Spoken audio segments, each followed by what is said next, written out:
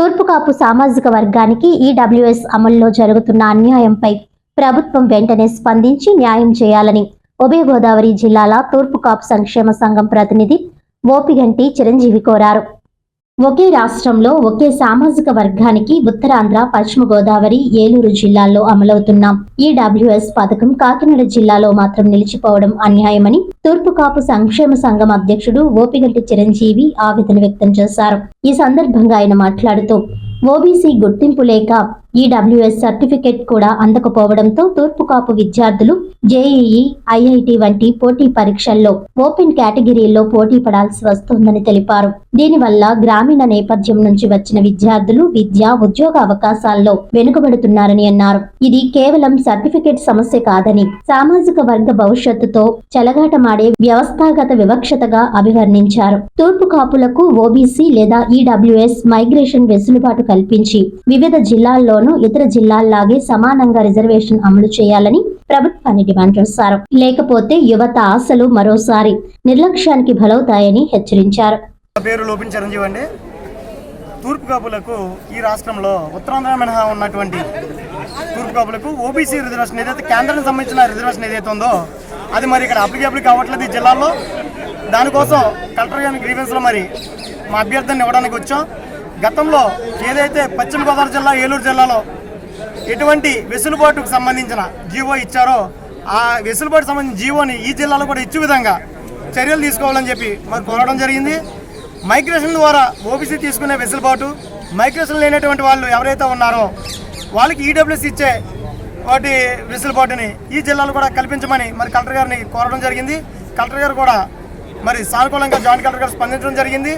మరి త్వరితగతిన మీ ప్రాబ్లమ్ని క్లియర్ చేస్తాము, ఒక 1 వీక్లో మళ్ళీ కలుద్దామని చెప్పేసి కలెక్టర్ గారు మరి మా పెద్దలందరూ కూడా చెప్పడం జరిగింది.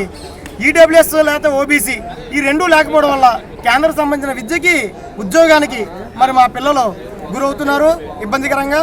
ఏదైతే ర్యాంకులు సాధించినప్పుడు కూడా కాలేజీ ఎంపికల్లో, అలాగే కటాఫ్లు సాధించినప్పుడు కూడా రిజర్వేషన్ లేకుండా ఉద్యోగాలు కోల్పోతున్న మా జాతి బిడ్డలు ఎవరైతే ఉన్నారో వాళ్ళందరికీ కూడా న్యాయం జరిగే విధంగా రిజర్వేషన్ ప్రక్రియలో త్వరితగతిన న్యాయం చేయండి అని చెప్పేసి మరి కోరడం జరిగింది. మీడియా మిత్రులు కూడా ఇదేమి 40 లక్షల మంది ఆకాంక్ష ఈ ఓబీసీ.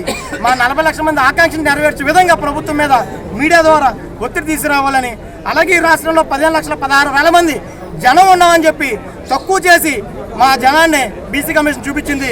మేము 40 లక్షల పైచీలకు జనాభా ఈ రాష్ట్రంలో ఉన్నాము. మా జనాభా ఎక్కడ ఉన్నారో వెలికి తీయవలసిన బాధ్యత ఈ ప్రభుత్వం మీద ఉంది. కాబట్టి ఖచ్చితంగా కార్పొరేషన్ నిధుల్ని ఏదైతే మరి ఏర్పాటు చేస్తారో ఆ నిధులు వెళ్ళాలంటే మా జనాభాను కూడా ఎక్కడుందో అంతా చూపించాలని చెప్పి మేము కోరుతున్నాం. ఏ ప్రభుత్వం చేసినా ఉమ్మడిగా పోరాటాలు చేస్తాం పార్టీలకు అతీతంగా. మా నినాదం ఒకటే, మాకు మా జాతికి మేలు చేసే విధంగా అందరూ కూడా. వార్తల్లోని ముఖ్యాంశాలు మరోసారి.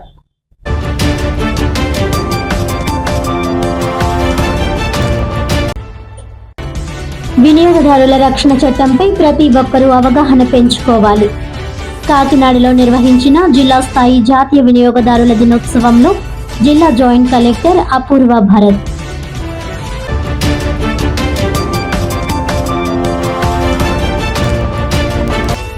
తూర్పు కాపు సామాజిక వర్గానికి ఈడబ్ల్యూఎస్ రిజర్వేషన్ అమలులో అన్యాయం. కూటమి ప్రభుత్వం స్పందించి న్యాయం చేయాలన్న ఉభయ గోదావరి జిల్లాల తూర్పు కాపు సంక్షేమ సంఘం ప్రతినిధి ఓపిగంటి చిరంజీవి.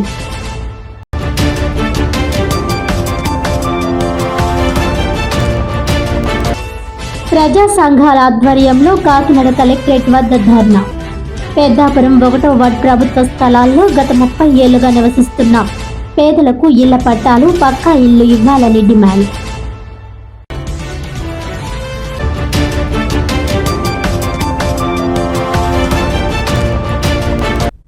ఈనాటి వార్తలు ఇంతటితో సమాప్తం. తిరిగి వచ్చే బులెటిన్లో మళ్ళీ కలుద్దాం. అంతవరకు సెలవు. నమస్కారం.